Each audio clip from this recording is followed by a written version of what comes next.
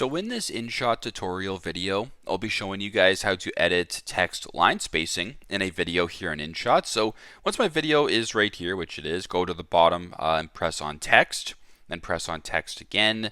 Now I'm going to go ahead and just type in the word line spacing like that. So what this basically does mean is it's going to be the spacing obviously between the top line to the next line. So if you want to adjust that, simply go ahead, press on the text right here where there's those three lines, so in between the capital A, lowercase a, and the opacity, or the whatever that is, press on the three lines right here.